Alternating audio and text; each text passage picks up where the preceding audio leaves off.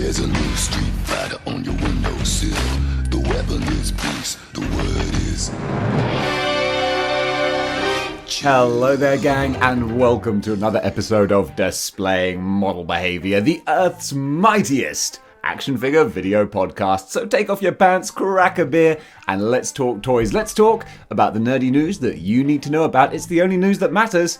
It's good news. And guys, we have a whole bunch. It's been a while, so I got a backlog of news. So if you want to skip to something that's more relevant to you, because we are going to cover a lot, you can check out the description with the various breaks and chapters in there to find the news that matters most to you. Because we're covering movies, toys, video games, comic books, and all points in between. But before that, if you want to pick up one of these badass Model Behaviour t-shirts, you can do at TTT. Get your big bad t-shirts at teespring.com. Check the link in the limp.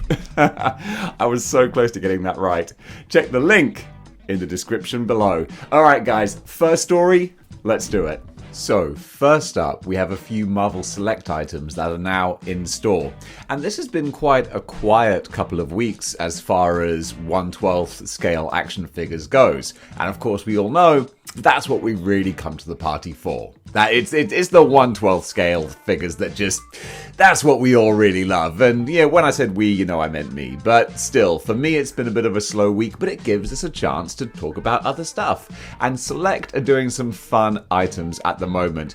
There's a beautiful Dark Phoenix statue, and Dark Phoenix has had so many different pieces made of her. The character just invites itself for cool looking sculpts and whatnot.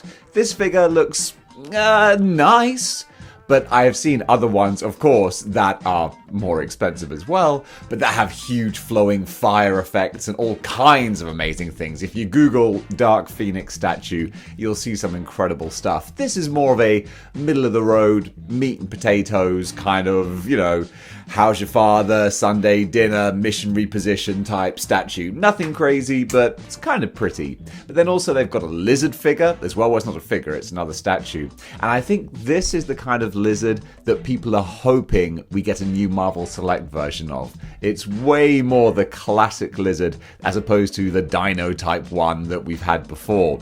If we get a Marvel Legend one that looks like this old school sort of Kurt Connors, that's going to be really cool. In the meantime though, if you don't want any articulation, there's a nice looking lizard statue. Now going over to a Disney Plus kind of character now, we've got an actual Select figure, an articulated action figure of Wanda Maximoff, and this is in her Disney Plus full-on Scarlet Witch costume, and it looks kind of cool. I like the fact that she just kind of magically got the costume. It doesn't need an explanation. There's no reason why the character, sort of like kayfabe-wise, would give herself a costume or make herself a costume. So the fact that it just sort of magically appears when she becomes the Scarlet Witch, that works for me. That's all the explanation I need. And then finally, they have a bust of Zombie Doom. And I've got a secret. Like, just come in close. I've got to tell you, the zombie thing, I don't get it. I'm sorry. And don't get me wrong, I love zombies. I love zombie movies, but all of the zombie statues and zombie action figures and stuff, I don't know, it's just like a subline of things that I'm not, it's not for me, is what I'm saying. But if someone really wants a zombified Doctor Doom, fill your boots. It's right there. And again, that's not me being a dick. Very often it is me being a dick, but in this case it's just me like, it's just not for me. I want classic versions of the characters, but if you want something that's grim, gross and freaky, then Select have got you covered. Now, Mondo is a company that does really, really high-end kind of statues and figures, and it's very artistic, and I like that. I've been described by teachers as artistic. I think that's what they said. And these ones, they look so pretty. And the first one that really caught my eye is Man-Thing. And oh boy, I really, really like this. It's just sort of hyper stylized enough to look like it has been done by a specific artist and it's their interpretation. But at the same time, it still kind of fits in with that kind of Marvel Legends look. You could put him in there with the Legends, and it would still kind of cut the mustard. But then I saw the price tag of about $250, and I was like, yeah, no. I would love it, but it's just too much. But it shows what can be done with the Man-Thing character. That's why I feel the Marvel Legends Build-A-Figure was a bit of a disappointment, because they could have done so much more. He's got the tree growing out of his shoulder, he's got the skull there, he's got sort of wood and bark on him, he's got a snake wrapped around him, so much cool stuff. And then just in that sort of hunched, hyper sort of caricature type style, absolutely love that. It's a shame I will never own him. But then they also did, what's his name? Is it Hedorah? Let me check my little notes here. It says Godzilla and more. I think it's Hedorah, which is the sort of pollution muck monster from the really old, classic, kind of cheesy Godzilla movies. And this just looks so cute. I love him. He looks so goofy and adorable. That's brilliant. And then, of course, Godzilla himself, again, based off of the real classic kitsch, campy 60s, 70s kind of look, but just slightly stylized in that artistic way. And then very different to these other ones, more of a classic kind of statue with normal look and proportions, is Man-at-Arms from He-Man. I'm not a big He-Man guy. I did grow up with it. I'm a child of the 80s. I loved my He-Man, but for whatever reason, I don't really remember that much or have that much of a close nostalgia for it. So I kind of know who Man-at-Arms is, but that's about it. But the statue looks really pretty, and there's like a lizard face as well, and I don't know what that's about. If someone could let me know, does he turn into a lizard? Because I don't like Cobra Commander, you take the mask off and he's sort of lizard-ified. Is that right? Or in the G.I. Joe movie, like, he gets the spores, and does that turn him into a lizard? Or was he always a lizard under the mask? Comment below, let me know. Help me out with my gaps in knowledge. But still, there are some really pretty things from Mondo. Hot Toys are re-releasing their Dark Knight Hot Toys 1/6 scale. Had to do math there for a second.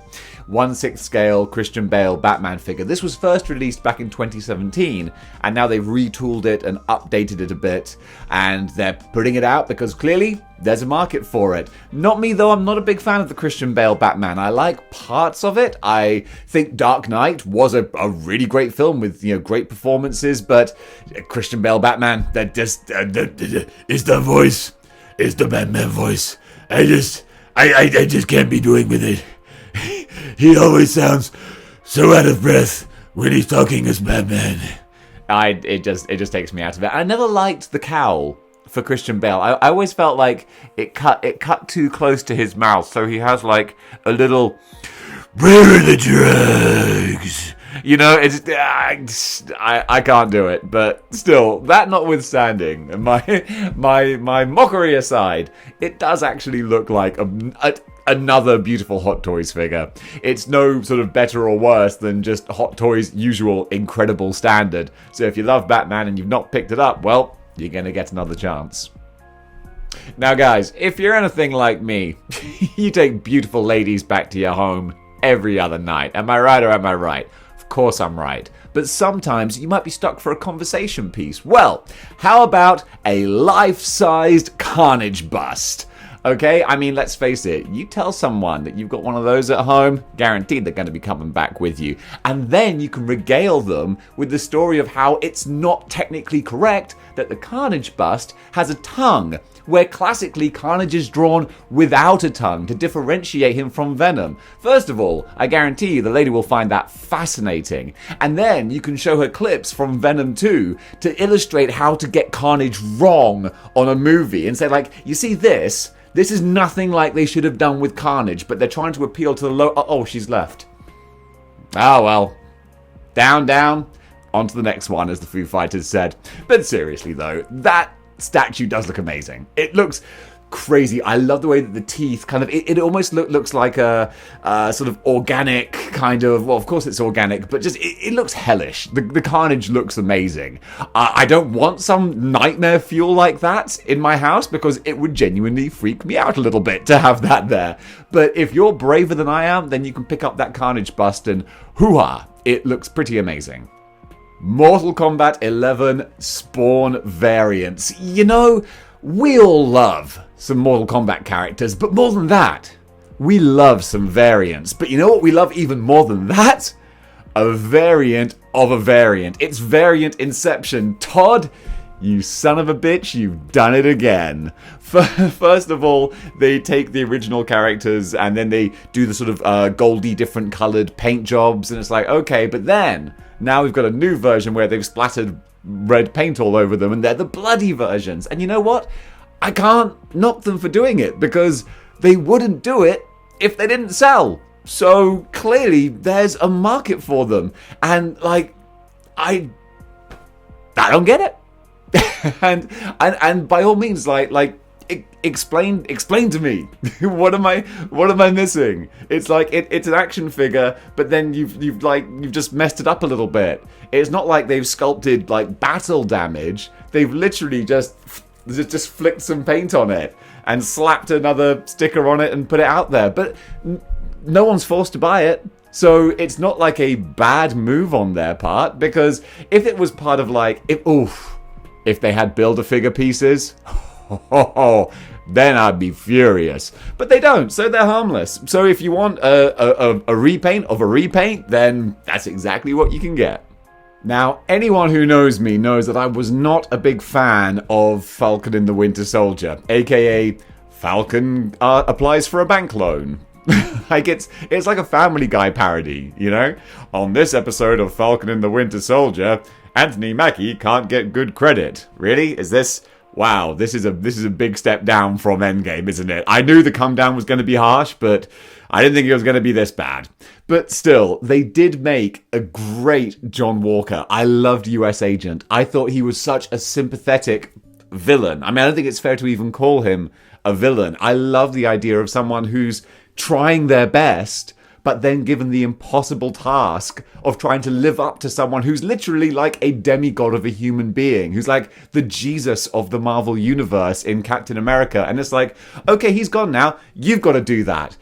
I think that's a great angle. You know, even the best of us would crumble under that pressure.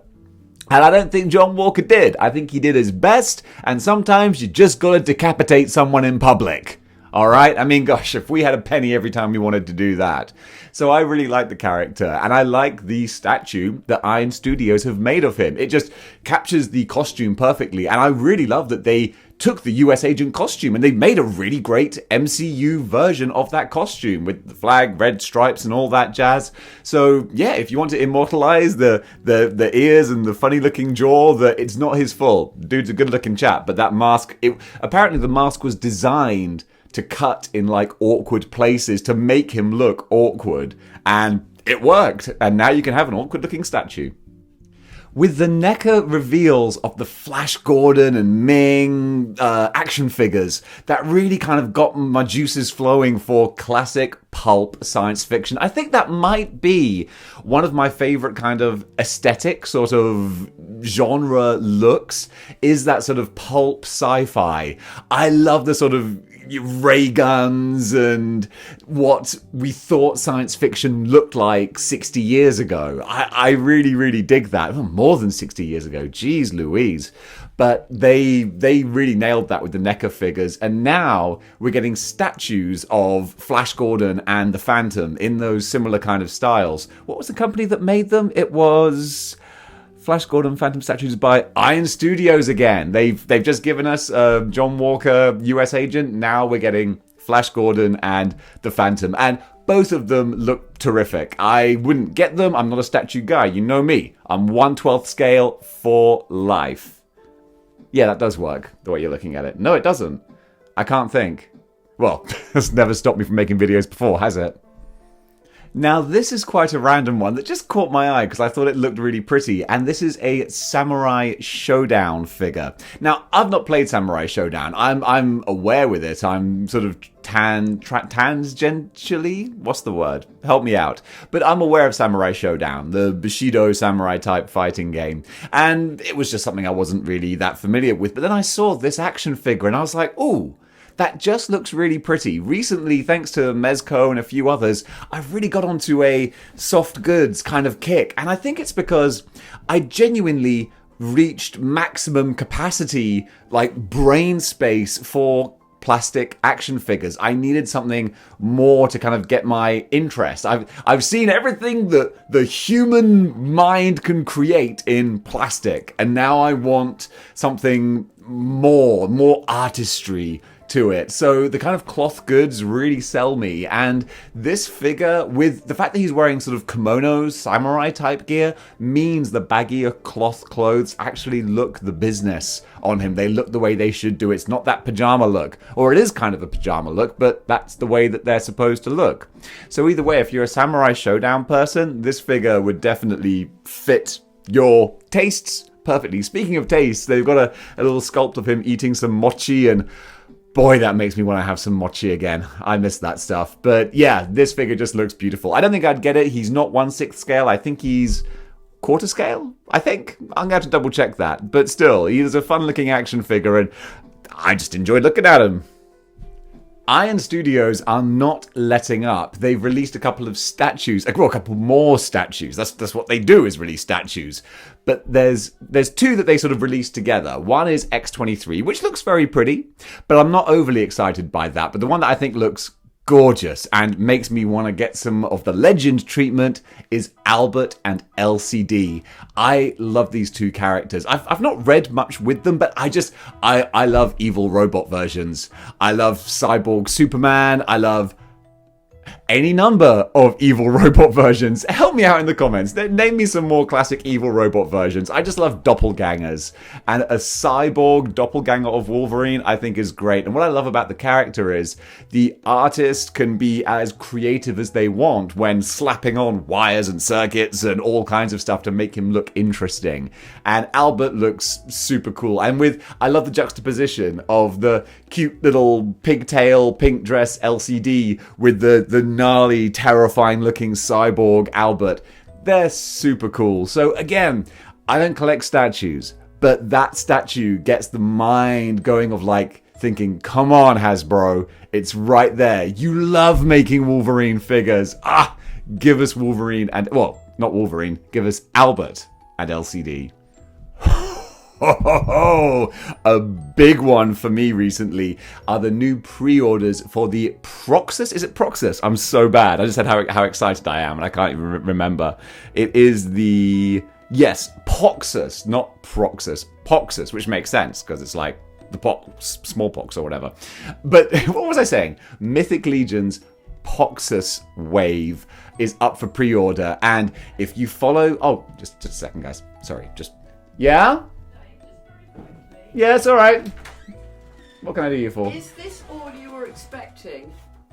Because it dropped out. Literally dropped out. Oh yeah, just the one. Just the one. Yeah. Fine. Okay. Thanks, that's alright, thank you. Matcha tea. It calms me down. I get anxiety. You might not have known that, but just recently. Normally I'm fine, but recently I can't drink coffee because it's just getting very anxious. So matcha tea levels the playing field a little bit. So anyway, I was talking about Mythic Legions, the Poxus wave. Golly, this looks pretty. I'm not going to talk about it too much because I'm going to do a whole separate video on this wave and the mythology behind the characters. But there are 4 figures I want to get from this. Big blue dragon guy, huge big monster with horns, and Evil Wizard 1, who's a guy, and Evil Wizard 2, who's a lady, and they look amazing. Those 4, them's going to be mine. And the others look fun as well, but I can't start collecting a whole thing of Mythic Legions. It's too much. I'm already getting the cosmic ones. But yeah, this looks really pretty. Look out for the future video. Let's move over to comic books now. And of course, I'm a Marvel guy, so that's kind of what my fix is. And Marvel have recently been hyping up their Devil's Reign storyline. Kicking off in November, they've released a trailer for it on YouTube, and it looks really, really good. They've been building up to this for a while. Wilson Fisk, the Kingpin, has been mayor of New York City for a long time now, actually. This has been a long time in coming, and he's been doing lots of nefarious schemes here and there. But finally, he's done what you would have thought he would have done ages ago. He's outlawed superheroes, basically. It's like, no, sorry, it's illegal. It's kind of the Civil War concept, except that all the heroes are on the same side, which kind of makes sense and makes them more likable. So essentially, it looks like it's going to be Wilson Fisk and his Thunderbolts against the Marvel heroes, and I am so on board with this. The fact that it's taking place during the Ben Reilly Spider-Man era, I'm not entirely sold on the current Ben Reilly Spider-Man Beyond storyline, but I'm sticking with it, and I'm hoping that they stick the landing. Although right now they're not even fully sticking the takeoff, but it's going to be a long story, so we'll see how it goes. Some of the writing has been shocking though, but they've brought back Ben Reilly. That's the important thing. But Devil's Reign looks great. I love the Thunderbolts. I love just a badass team of villains who are like, let's do this. And also there's going to be spin-off titles, as there always are with huge big Marvel crossovers. There's Superior 4, that's what I'm really looking forward to, where Dr. Octopus has been sort of employed by the Kingpin, and he's formed his own team. I don't know the full details, because I don't want to be spoiled too much, but Dr. Octopus is going into the multiverse and recruiting other versions of himself to form the Superior 4, and this is what I was hoping for, because I desperately want them to bring back Superior Spider-Man. I want Elliot Tolliver. I love the Superior Spider-Man Dr. Octopus version that they had. I thought it was criminal that they just wiped him out from the comic books for no particular reason, using Mephisto of all people. But if they can use this to bring him back, then I'll be so happy. I don't know if they will, but if we can have our cake and eat it, if we can have Superior Spider-Man and Dr. Octopus, I'm going to be a happy chappy. So all in all, Devil's Reign is looking really exciting. Speaking of exciting, the Cowboy Bebop live-action Netflix series is premiering this Friday, so this week, and already early reviews are out. I don't want to watch any because I don't want to be spoiled.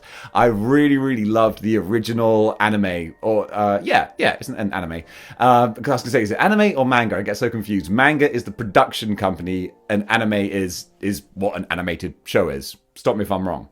But yeah, I thought the casting, the trailers, the sound style and vibe of Cowboy Bebop looks fantastic. So I will be there day one watching on Netflix. I have really high hopes for this. Let's hope that it lives up to the hype. Going over to movies now. I've been a busy bee. I've seen quite a few things, so I'm going to give you my very quick thoughts. And they are just going to be very quick thoughts. First of all, the big one, as far as Marvel goes, Eternals. Yeah, what did we think of it? I thought pretty much exactly what the general consensus seems to be, which is, yeah, it's good. It's good. Yeah, it's 6 out of 10, 6.5. It's fine. Probably won't ever watch it again. And that's not like a huge knock. There are actually a lot of Marvel movies that I've only ever watched once, and I think Eternals will be another one. It's fine, it's entertaining, it's long, but it didn't feel too long, and the characters were engaging enough. There was a little bit of levity, and what was really nice, what I actually liked about Eternals, was they were willing to ask some interesting kind of existential questions about life and morality, and if you have the power of gods, then what is it your responsibility to do or to not do or to intervene, and how can you shape the universe or the world, or should you? That's really interesting, and I don't feel like they went into it as much as they could do. But still, and it eventually ends with a big CGI Marvel fight, and you're like, oh, okay, it is a Marvel movie. But I thought the cast was great, or at least good. I mean, there was no one who I was like, wow, I am enraptured by you.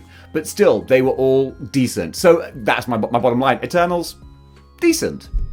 Dune. Okay, Dune is one that actually I did cotton onto because I've always been aware of Dune.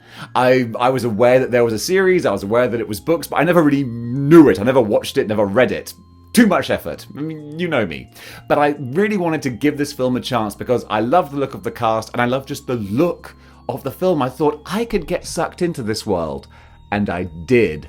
Dune was excellent. It's epic, it's sprawling, and it's got a lot of mythology and backstory, and it goes into it, and you've got to be willing to invest. You know what? I watched it with a bottle of wine That really helped because you want to get comfortable. There's a lovely cinema that we can go to. No, not we. I'm not inviting you. I would love to.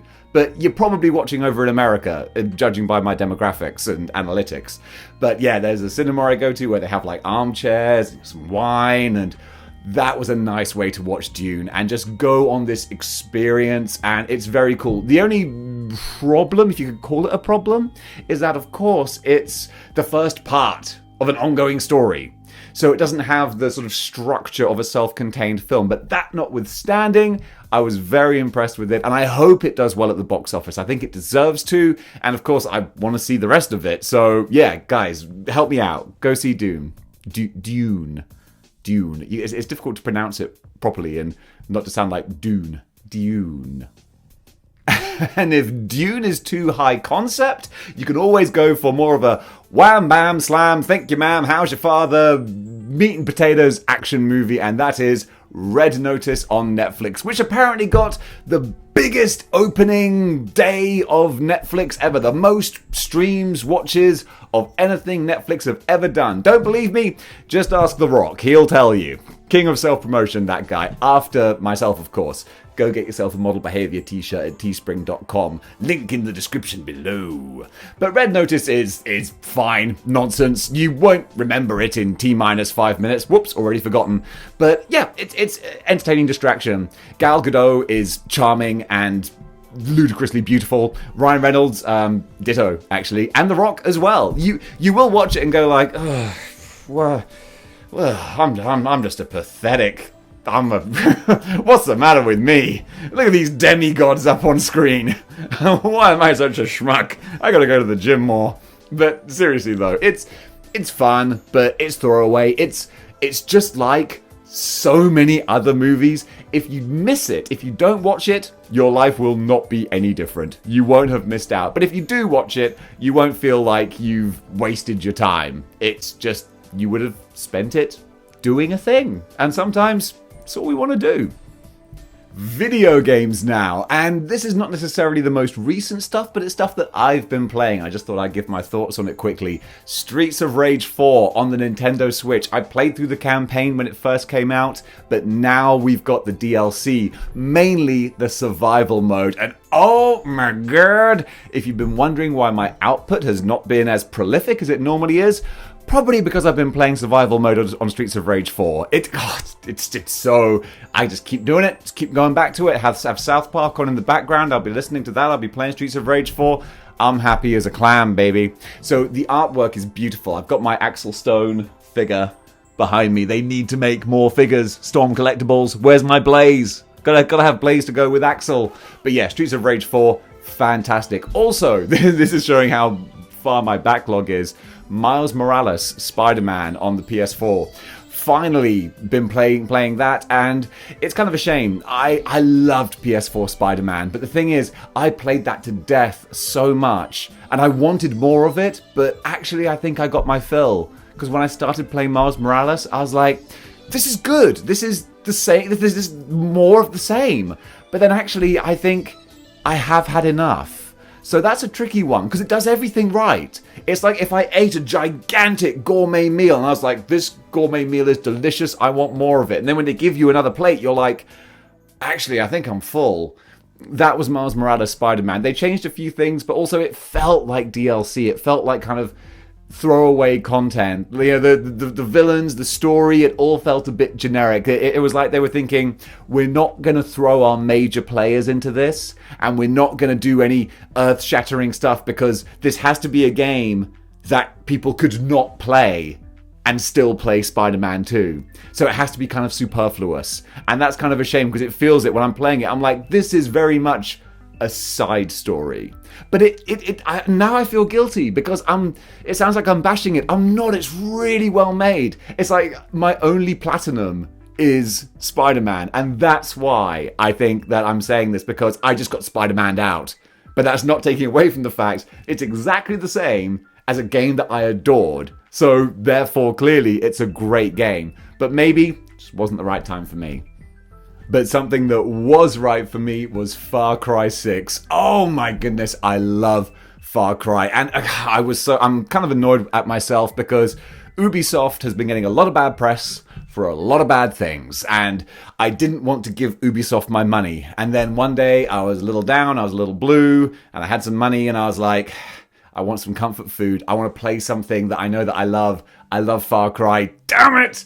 All right, Ubisoft, you're getting my money. There you go. Plonked it down, and hey, I had a whale of a time. I love the gameplay mechanics of Far Cry 6. I love liberating bases and racing through with cars and just the freedom of it and the chaos and the different ways of tackling missions. And Juan Carlos Esposito, that is his name, isn't it? As the villain. I mean, the dude just has a career playing villains, and it's pretty much the same villain every time. Why? Not because he's a bad actor, but he knows that that's exactly what we want. If he played it differently, we'd be like, oh, why are you not being yourself? Because that's what we want. And he gives it to us. It's a great story, great acting, and amazing gameplay. I love it. If you love Far Cry 6, it's more of the same. Such a good time. And finally, AEW Full Gear happened last weekend, so 2 days ago now, and it was quite possibly the greatest pay-per-view of the year, which is saying a lot, because the previous AEW pay-per-view was quite possibly the greatest pay-per-view of the year. And I think the one before that, yeah, pretty sure I said that about it too. AEW is just a company that I am so happy exists. I love AEW. I love what they do. I love the opportunities that they give to people. And I love that they are giving back wrestling to wrestling fans. It's all we wanted. It's not difficult. Just get great wrestlers and performers and let them wrestle and perform. And that's what they do. And they tell beautiful stories. And it's amazing. Every single match was excellent. Not a dud on there. But you could say that there was more than we needed, though. A bit like Miles Morales. You know, I was almost wrestled out, which was difficult. One match could have been taken off the card. There was a tag team match. Cody Rhodes, Malachi Black, Andrade, El Idolo, and Pac. Three great talents, and Cody Rhodes, who's decent. But it didn't need to be there. I could tell, I mean, God bless the crowd, because they were giving it socks all night, but you could tell they were getting tired. And if they had had a bit of respite, rather than watching that match, if they just cut it off and let the crowd just keep their energy going, it would have gone better.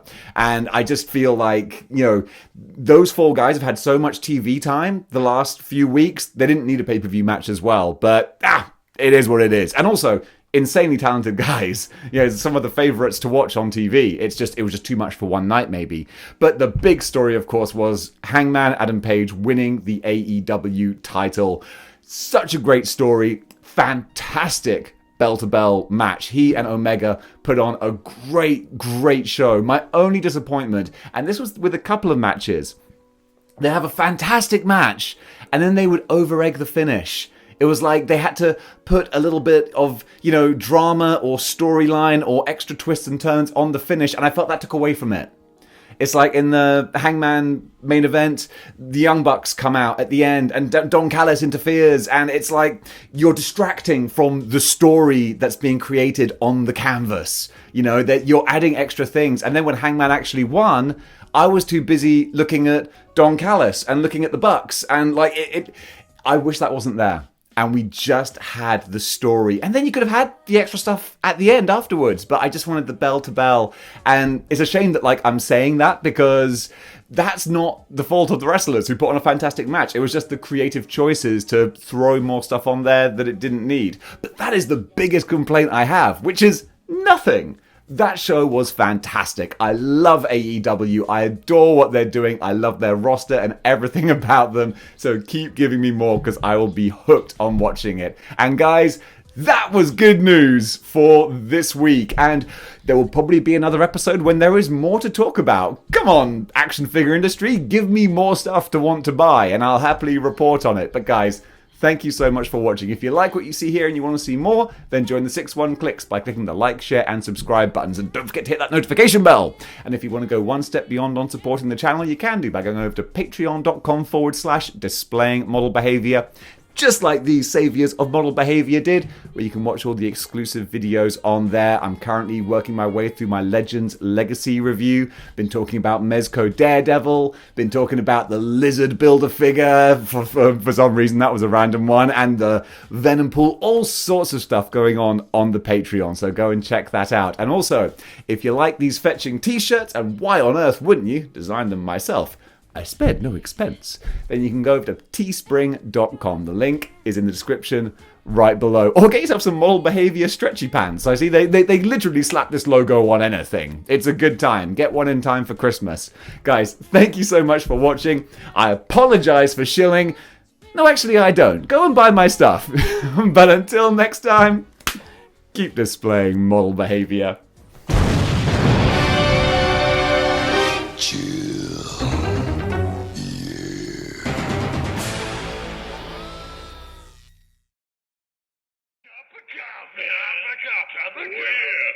Coffee. Big time.